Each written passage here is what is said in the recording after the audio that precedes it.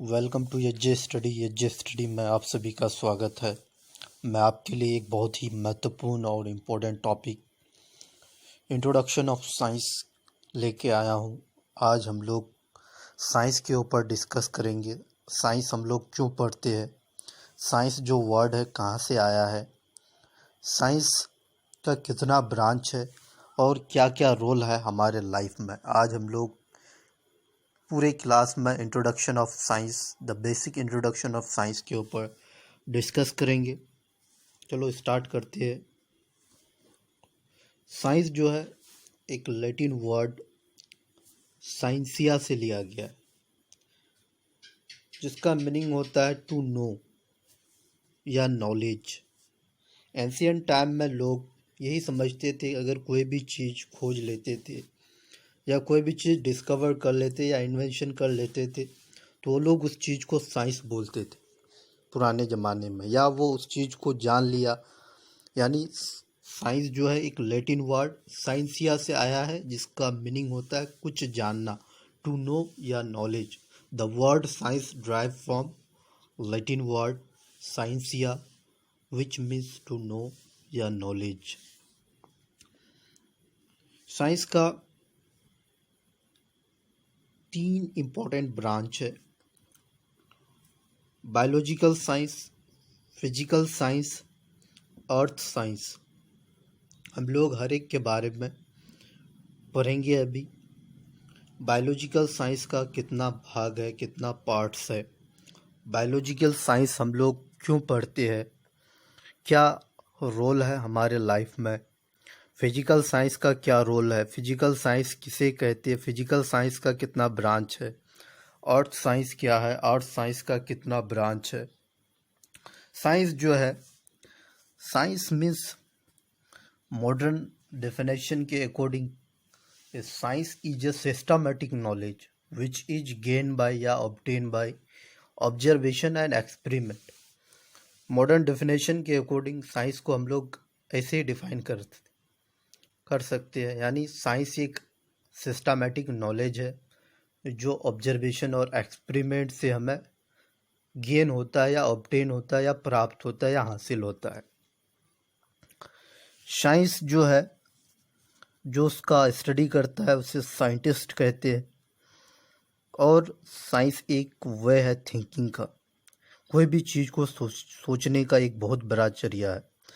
Science एक system है knowledge का जो किसी फैक्ट या प्रिंसिपल पे बेस्ड होता है। यानी जितना भी नए नए चीज़ का खोज हो रहा है आज जो दुनिया में, वो सारे चीज़ साइंस के ऊपर डिपेंडेंट है और वो साइंस के मदद से ही लोग खोज रहे हैं। यानी साइंस के ही मदद से आज पूरे दुनिया हम लोग मुट्ठी में कर लिए है। यही साइंस की बदौलत है जो आज कोई भी काम को, घंटों का काम को मिनटों में कर रहा है। और साइंस हमारे काम को इतना आसान बना दिया है कि हम लोग घर बैठे पूरे दुनिया को देख सकते हैं। चलो स्टार्ट करते हैं बायोलॉजिकल साइंस से। बायोलॉजिकल साइंस, बायोलॉजिकल साइंस या हम लोग बायोलॉजी बोलो, सेम बात है। बायोलॉजी 2 वर्ड से मिलकर बना हुआ है, बायो प्लस लॉजी, और ये दोनों ग्रीक वर्ड है। बायो का मीनिंग लाइफ होता है और लॉजोस का मीनिंग स्टडी या नॉलेज। साइंस का जिस ब्रांच में हम लोग लिविंग थिंग या लिविंग ऑर्गेनिज्म या लाइफ के बारे में स्टडी करते हैं उसे बायोलॉजिकल साइंस या बायोलॉजी या लाइफ साइंस कहते हैं। बायोलॉजी का फादर एरिस्टोटल को बोला जाता है। एरिस्टोटल को इसलिए फादर ऑफ बायोलॉजी बोला जाता है क्योंकि उसने बहुत सारे एनिमल और प्लांट के ऊपर ऑब्जर्वेशन और एक्सपेरिमेंट किए थे। इसी वजह से एरिस्टोटल को फादर ऑफ बायोलॉजी यानी जीव विज्ञान का जनक कहा जाता है, या इल्म लाइफ साइंस का बाप कहा जाता है। लाइफ साइंस का बहुत सारे ब्रांच है, लेकिन उसमें से हम लोग दो ब्रांच के ऊपर आज बात करेंगे। एक ब्रांच तो जूलॉजी है और दूसरा ब्रांच बॉटनी है। जूलॉजी ये दो ग्रीक वर्ड से मिलकर बना हुआ है। जू का मीनिंग होता है एनिमल और लॉजी का मतलब होता है स्टडी, यानी जिस बायोलॉजी के जिस ब्रांच में हम लोग एनिमल का स्टडी करते हैं उसे जूलॉजी कहते हैं। The branch of biology in which we study about animal is called zoology.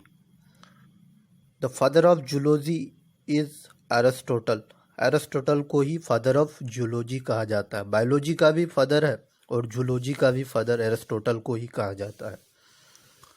और हम लोग जूलॉजी जो ब्रांच है इसमें सिर्फ एनिमल के ही बारे में स्टडी करेंगे। एनिमल्स का एनाटॉमी है, उसका यानी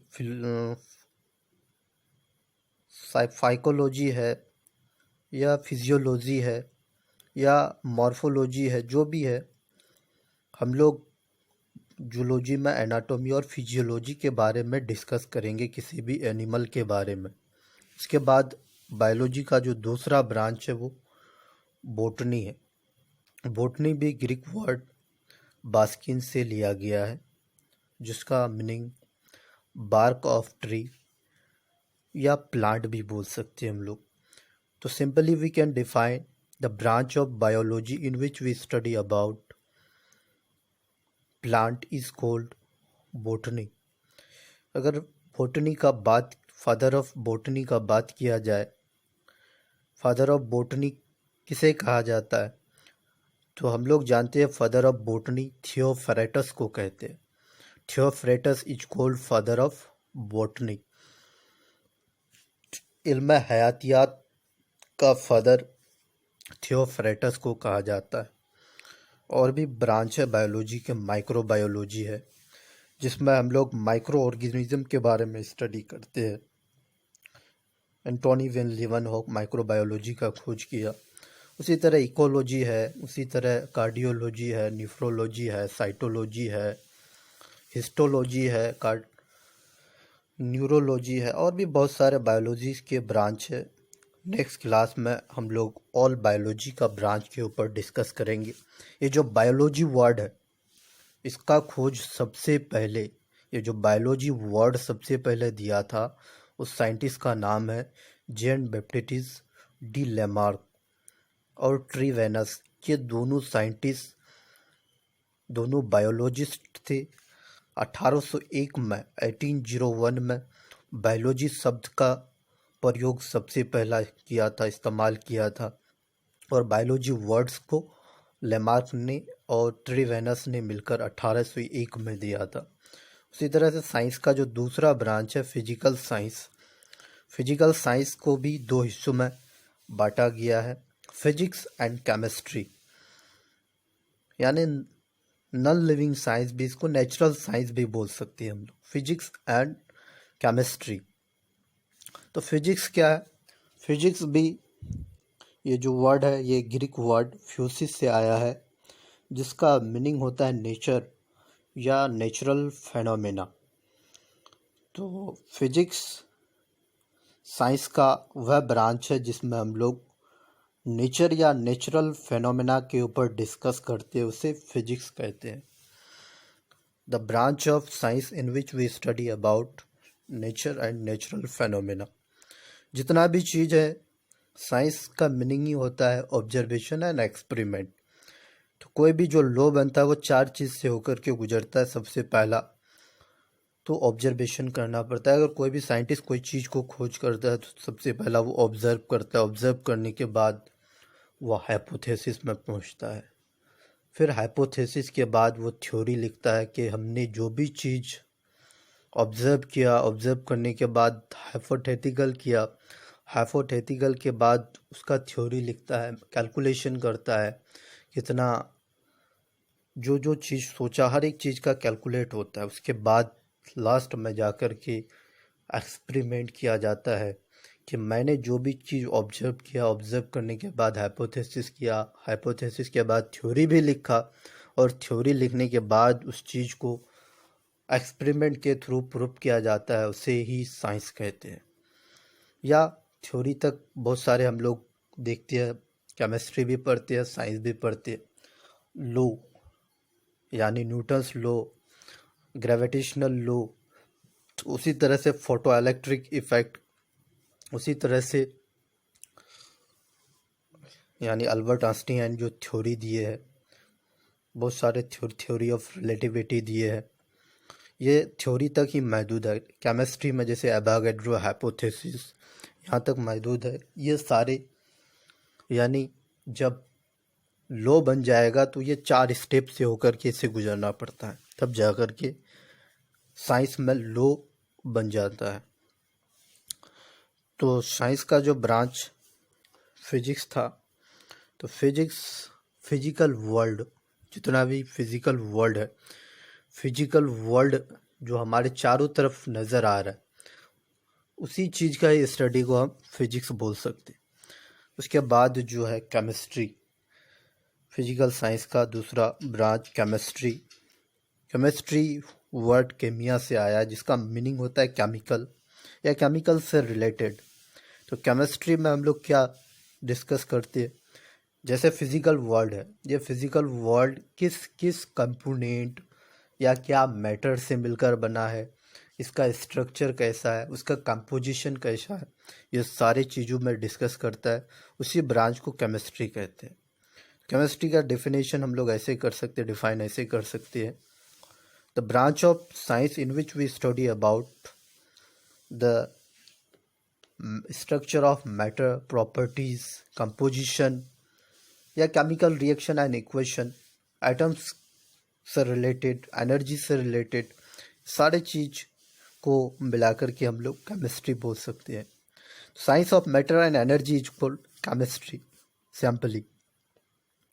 उसी तरह से जो साइंस का तीसरा ब्रांच हम लोग अर्थ साइंस की, अर्थ साइंस का भी बहुत सारे ब्रांच होते हैं, लेकिन यहाँ हम लोग 3 ब्रांच के बारे में जानेंगे। जियोलॉजी 2 वर्ड से मिलकर बना हुआ है, जियो प्लस लॉजी। जियो का मिस अर्थ होता है, लॉजी का मिस स्टडी होता है। जिस ब्रांच में हम लोग अर्थ के बारे में स्टडी करते हैं उसे जियोलॉजी कहते हैं।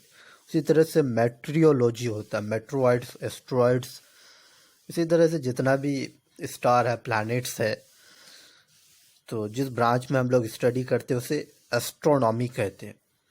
एस्ट्रोनॉमी, एस्ट्रोनॉमर, जैसे जितना भी प्लैनेट, स्टार, गैलेक्सीज, ये सारी चीज़ का स्टडी को एस्ट्रोनॉमी कहते हैं। तो बायोलॉजी के बारे में जो ब्रांच था, हर एक के ब्रांच के बारे में हम लोग नेक्स्ट क्लास में डिस्कस करेंगे। आज का क्लास इतना ही तक। Thank you.